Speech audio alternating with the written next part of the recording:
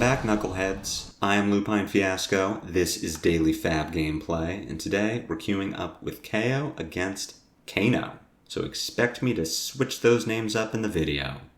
For anyone who's new to the channel, welcome to the jungle. What we do here is review replays of games that I played on the Talishar client days or weeks ago, after enough time has passed that I lose my bias and can more objectively judge the quality of my play. I'll talk through turn cycles and give my thoughts on the line I would take now compared to the line I took then at the time of recording.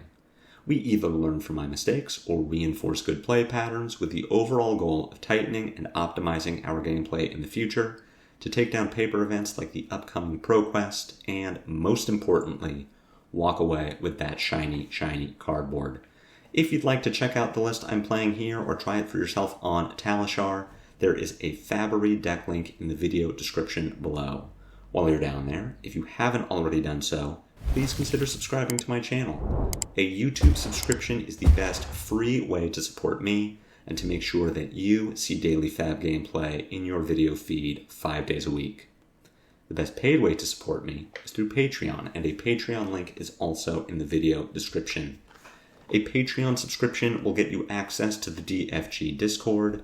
At higher tiers, your name will appear in every DFG video. You'll get bonus DFG content every week, and there are even more benefits to come. Daily FaB gameplay will always be free 5 days a week, so for those who can afford to patronize me, I truly appreciate it. Let's talk about our sideboard and about the Kano matchup. Having lost the die roll, we will be going first. That is different from FaB. It is not ideal. With FaB, considering that we are on Spell Void 2, Arcane Barrier 1, we want to go first to try to push a little damage over Kano's defense, make sure that he does not have the freedom to activate Kano. But with Kayo, we want to go second because we have AB3. So we have much more flexibility as far as how to mitigate damage on Kano's turn 1, and then we get to crack back on our first turn, turn 2.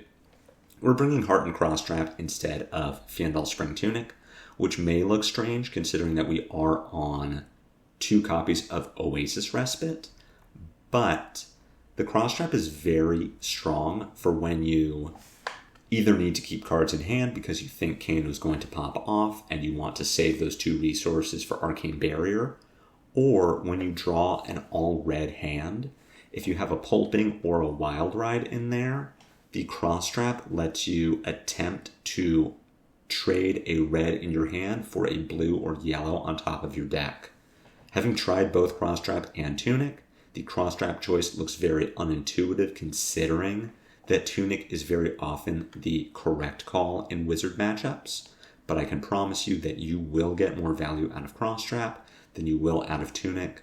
Both overall, 2 resources are better than 1, and as an attempt to fix an all-red hand. Outside of that, there really isn't anything super special about this matchup. The one concession we're making to Kano and to speed overall is boarding out Cast Bones. For one thing, we bring in 2 more misses with Oasis Respite. For another, we generally don't have time to resolve and benefit from a Cast Bones, so we just leave them out. They're reds, they can be clunky, they don't belong in this matchup. Smashing Performance is mostly here for pitch, but on the occasion that your Kano plays a Potion of Deja Vu or an Energy Potion, the Smashing Performance forces them to do something before they lose the potion, which very often happens before they're ready. They have a suboptimal turn, and that is how you're getting value from your Smashing Performance. Outside of that, we are just playing tight, efficient turn cycles. We're pitching to Arcane Barrier when we can, but more often than not, we're just punching Kano's face and forcing him to respond to us. So let's submit deck and see how this all shakes out. On our first turn there, I don't know, isn't too much I really want to do here. We could discard the Agile Windup, make our Might and Agility, then pass to the end of our turn. We could discard Agile Windup, then play Bear Fangs, push a little damage. But I think what I like more is just discard Windup, pass. We Arsenal of Bear Fangs. Kano will have the opportunity to act at the end of our turn, but because we still have an action point, if Kano plays out his entire hand to try to push damage and does not find very much damage in that attempt, then we have our action point to give him a bop. But I think attacking for 8 here is totally defensible. Not the choice I would make now, but I don't think it's like super wrong.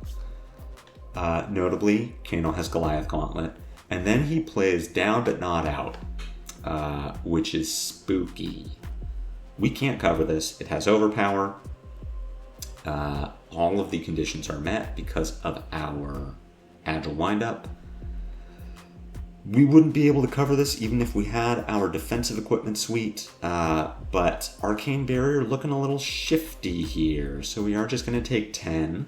Kano does have Go again from the Quicken, so we are already at a disadvantage from having given Kano the opportunity to get Go again. We have Waning Moon coming for 2, followed by Scalding Rain for 2. So looking at our hand, we have Agility, we have a Bear Fangs in Arsenal, we have a Bear Fangs in hand. I am inclined to just take some damage.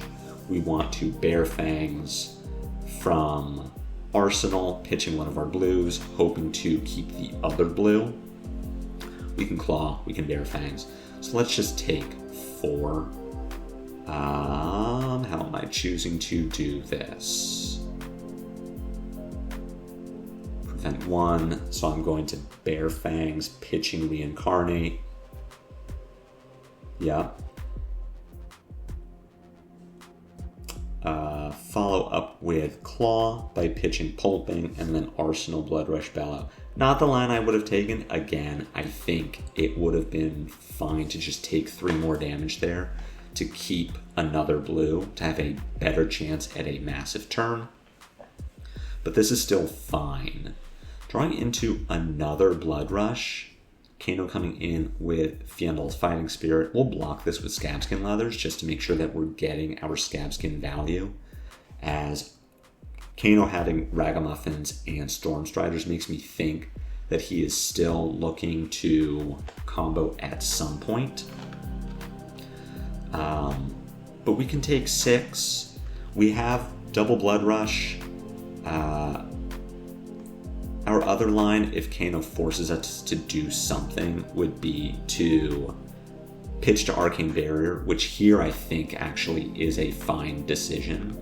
We pitch our blue to prevent the Lessons in Lava Tutor. We discard Agile Windup on our turn, then we play Pulping by pitching Blood Rush Bellow. Kano has 4 cards in hand. Maybe he can deal a little damage to us, but overall, it won't be all that much. Choosing instead to get our big Blood Rush turn, let's see how this works out for us. We do not have an Agility, so I think opening with Pulping here is the correct call. We don't need to double Blood Rush this turn. We do get a little lucky. Do we want to Blood Rush again? And I believe the answer is yes. I think this is fine. We float 2 resources so that we can attack with our Claw. Our draws are god-awful, but we do find an Oasis Respite, which is cute. We can tuck that into our arsenal.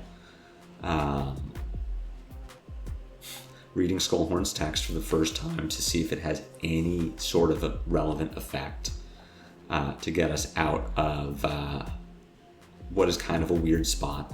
But we are just going to Claw for 7. We're going to Arsenal this Oasis Respite and pass back to Kano after a pretty suboptimal turn. That turn had the potential to be a lot better. Throwing into another Blood Rush Bellow is cute. We do need to get this E-Strike out of our hand because we want to play our Blood Rush Bellow, pitching our Sand Packing, and discarding our Beast Within to guarantee another draw. So I think blocking the Scar with E-Strike Scabskins is perfect. Kano's follow-up to this is the Lessons in Lava. We're going to let this one resolve as well. Still, Kano only has a 4-card hand. We have AB3 and an Oasis Respite. Even with us at 15, it's going to be very hard for Kano to kill us.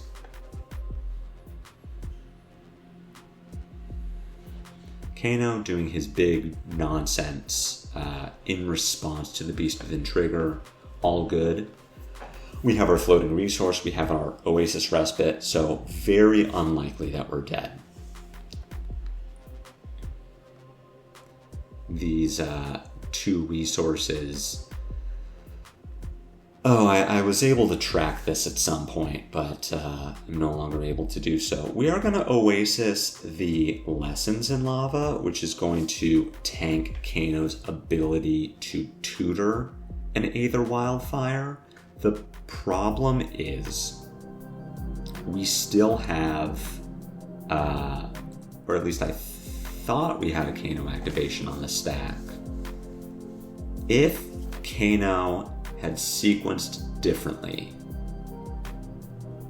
if Kano had chosen not to Waning Moon, keep 2 resources so that he has 4, if he does a Kano flip with 2 resources, with 4 resources, and finds Aether Wildfire, he has the Spring Tunic available to pay for it, which I believe kills us. The Wildfire comes in for I had mapped this out. I think we die if Kano just blind flips a Wildfire off the top of the deck. Whereas if we save our Oasis Respite for the Wildfire that Kano tutors with Lessons in Lava, then we Oasis that and we don't die to the Aether. So this is fine. We're putting Kano in a terrible position to try and kill us before he dies to our 3-card Blood Rush hand.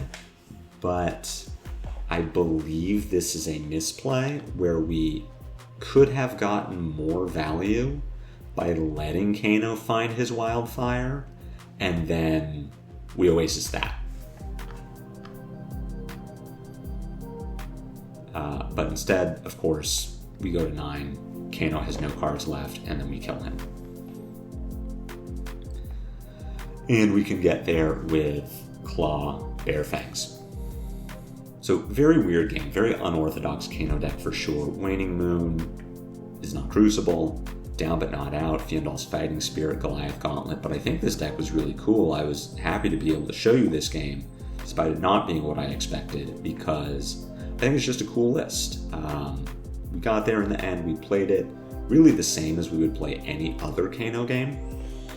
Bring our Arcane Barrier, we save our Oasis Respite for the combo turn. We were able to use our Scabskin Leathers defensively, which doesn't always happen, but, you know, still cool. But that was a neat game, so I was glad to be able to show it to you. I hope you enjoyed it. I hope you learned something. Be on the lookout for Kano with Goliath Gauntlet. And, you know, if you did like this video, be sure to assault and batter that like button. My comments are always open for any questions or feedback. Again, if you haven't already done so, please consider a YouTube subscription. It's free. It helps me out. But no matter what you do, catch me back here tomorrow for the Calling Los Angeles Tournament Report. It's taken me a few days to put it together. Thank you for bearing with me. I know you've all been clamoring for it. You can't wait to get your hands on this tournament report. And it's finally coming. Check that out tomorrow. I will see you then. Until I see you, take care.